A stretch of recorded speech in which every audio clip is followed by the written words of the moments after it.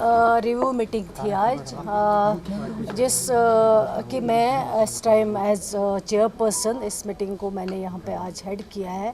और हमारे सारे श्रीनगर के जो हमारे ऑनरेबल एमएलएज हैं, 8 ऑनरेबल एमएलएज हैं, जिसमें हमारे सीनियर साथी सागर साहब थे, मुबारक गुल साहब, मुश्ताक साहब, परदेसी साहब, तनवीर साहब, सलमान साहब, शमीमा जी, सब ऑनरेबल एमएलएज ने इस मीटिंग में शमूलियत की। और डीसी श्रीनगर ने जो ये वहाँ पे इश्यूज़ उठाए हैं, जो भी प्रेजेंटेशन उन्होंने दी है, उस प्रेजेंटेशन के ऊपर ऑनरेबल एमएलएज ने जो जो कंसर्न दिखाया है और उसका जो भी यहाँ पे ऑफिसर्स जो एचओडीज़ थे उनसे उन इश्यूज़ के बारे में जवाब मांगा गया है।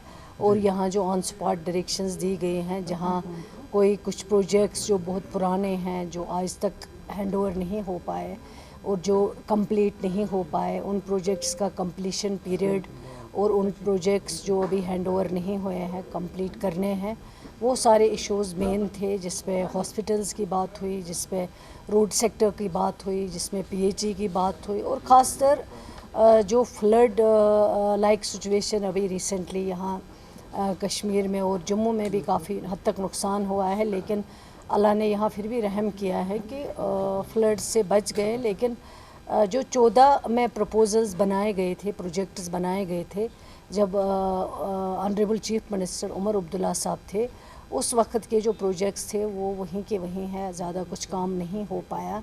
उन प्रोजेक्ट्स पे काम करने की ज़रूरत है, ताकि ये जो हमें बारिश थोड़ी सी भी अगर आए, फ्लड लाइक सिचुएशन पैदा होती हैं और सारा श्रीनगर जो है वो पानी से भर जाता है, तो ये सब चीज़ों का जो है सलूशन निकालना है, उनके लिए प्रोजेक्ट बनाने हैं, उस पर काम करना है। और जो हमारे हॉस्पिटल्स हैं, उन हॉस्पिटल्स के लिए जो रोड्स जाते हैं, वो रोड्स पेशेंटों को आसानी से वहाँ तक पहुँचा पाए, ट्रैफिक जैम में कहीं ना फंसे, जिसकी वजह से खुदा न खास्ता किसी पेशेंट की डेथ हो जाए। ये सारे इंपॉर्टेंट चीज़ें थी जिसके ऊपर डिस्कशन हुआ। जो ऑनरेबल एमएलएज ने वर्क्स आइडेंटिफाई किए हैं, उन वर्क्स पे इमीडिएटली काम होना चाहिए।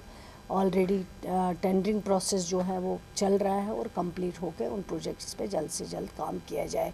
इसी तरह इसमें मेन जो है डंपिंग साइट के बारे में बात हुई। इसी तरह जो दूसरे इश्यूज़ जो पानी के यहाँ पे उठाए गए, उन पे बात हुई।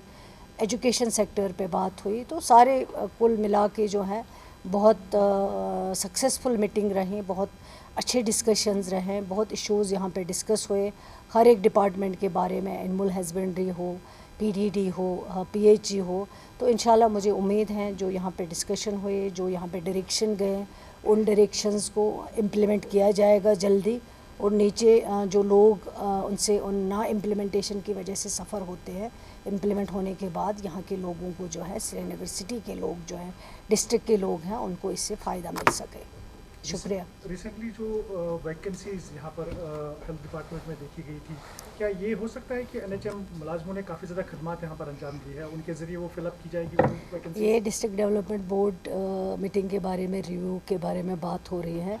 जहाँ तक एनएचएम डॉक्टर्स की बात है, आप उनके लिए मैंने पहले भी कहा है, आज भी कहूँगी, एनएचएम के जो डॉक्टर्स हैं वो गवर्नमेंट ऑफ इंडिया की स्कीम है। उनका जो ऑनरेरियम आता है वो वहाँ से आता है, पूरे हिंदुस्तान में हर रियासत को जाता है। इसी तरह जम्मू कश्मीर के एम्प्लॉइज़ जो एनएचएम में काम करते हैं, डॉक्टर्स हो या और कोई एम्प्लॉय है, उनके लिए भी आता है। अगर वहाँ पे कोई डिसीजन होगा, हमने कई बार उनको लिखा है, काम बहुत करते हैं, इनकी बहुत ज़रूरत है, इनका जो ये पे ले रहे हैं अभी कम है, उसको बढ़ाना चाहिए।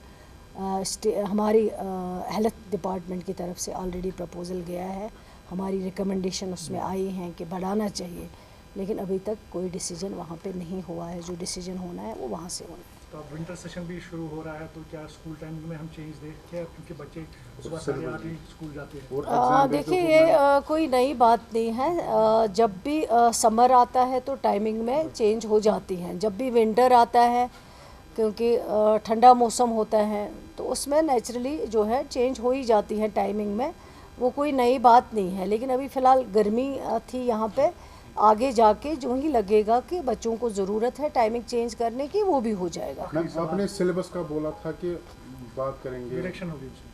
तो हाँ, उसमें क्या सिलेबस देखें देखेंगे? इस बार बहुत सारे जो है पढ़ाई काफ़ी हद तक सफ़र हुई है, क्योंकि आप अगर बात करेंगे पहले वार लाइक सिचुएशन हुई है, उसमें भी कुछ छुट्टियां लेनी पड़ी। उसके बाद गर्मी काफ़ी हद तक रही हैं, जिसकी वजह से और छुट्टियां देनी पड़ी। अब फिर उसके बाद फ्लड लाइक सिचुएशन जो हुई है, उसमें भी काफ़ी हद तक फिर स्कूल्स को बंद करना पड़ा। आप जम्मू की बात देखें, वहाँ तो अभी भी कुछ स्कूल्स हैं जिनमें काम चल रहा है, जिनको ठीक किया जा रहा है। इसी तरह कश्मीर में भी कुछ हमारे काफ़ी स्कूल्स हैं जिनमें पानी चला गया था।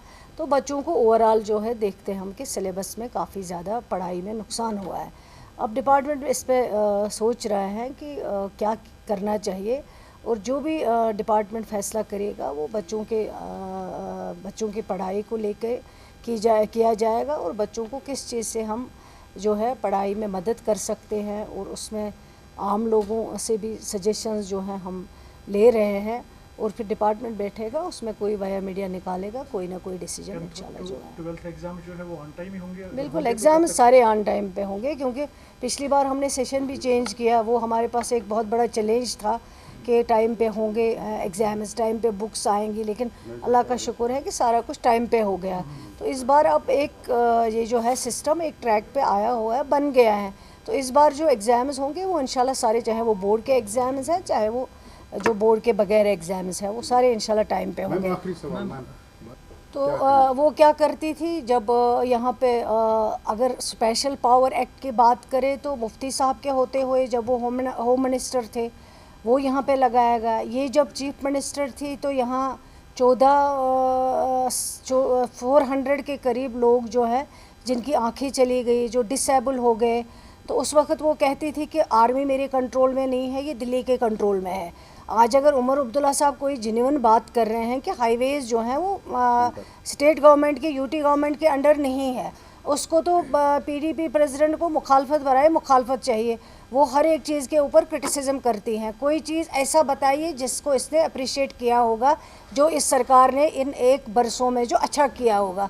तभी उसकी प्रॉब्लम ये हो गई है, वो इतनी नेगेटिव है, तभी वो 28 से लेके 3 तक पहुंच गई है। और आगे मुझे लगता है कि वो 3 लेना भी उसके लिए मुश्किल होगा, क्योंकि वो कोई पॉजिटिव अप्रोच नहीं दिखाती हैं, लोगों के लिए बात करती।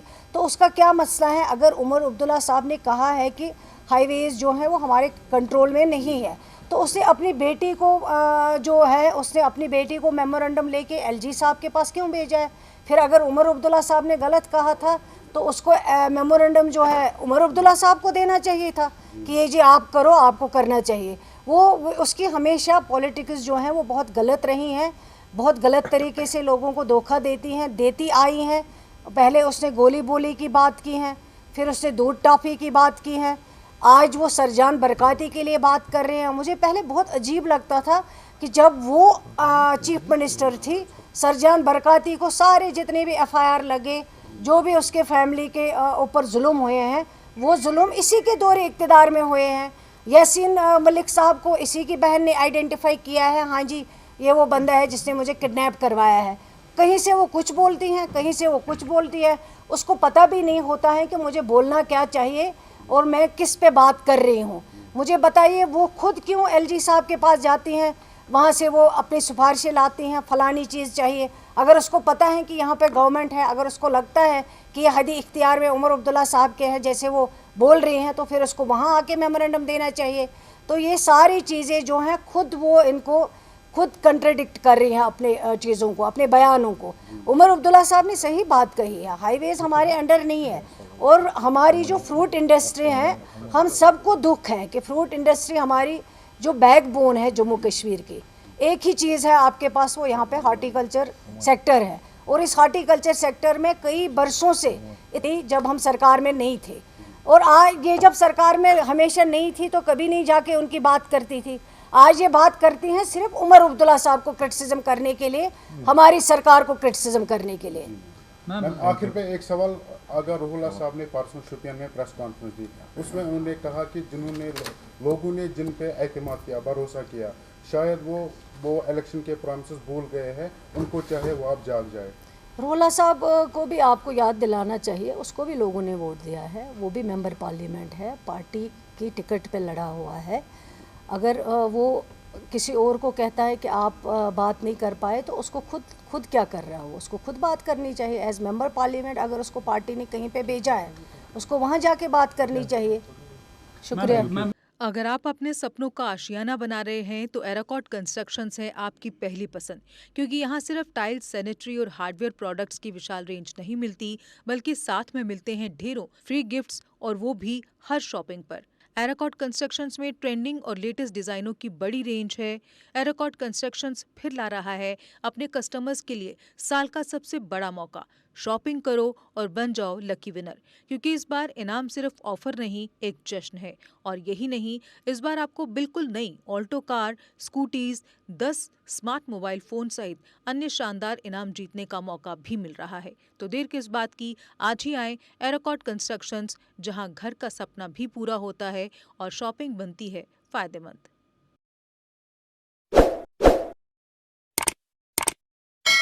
जम्मू कश्मीर की खबरों के लिए जुड़े रहिए GK अपडेट के साथ।